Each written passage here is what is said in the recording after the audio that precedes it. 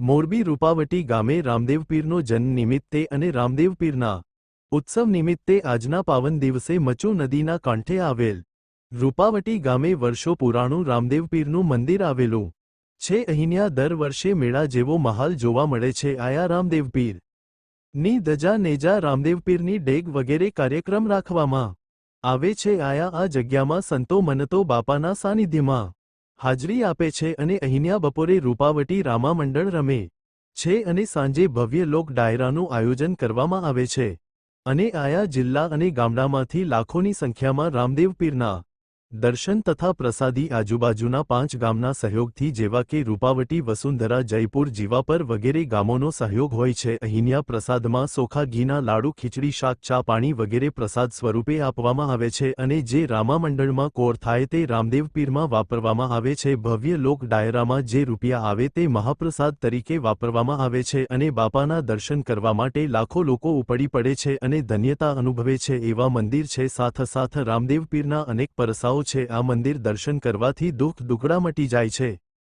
અહેવાલ પ્રવીણ મેર રાજકોટ। મારું નામ ચૌહાણ અક્ષિતા ભૂપતભાઈ।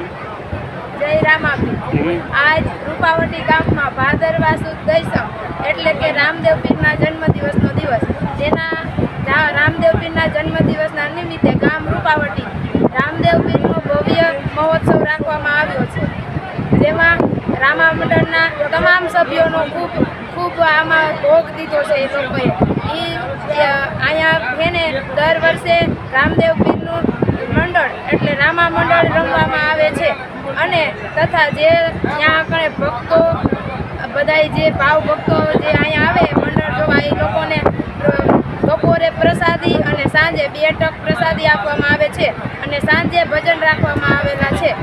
આ બધું કામ રૂપાવટી સમસ્ત આયોજન કરવામાં આવ્યું છે। તેમાં બધાયથી જાજો ભોગ દેનારા રામા મંડળના સભ્યો, તેના લીધેથી આટલું બધું આગળ વધ્યું છે।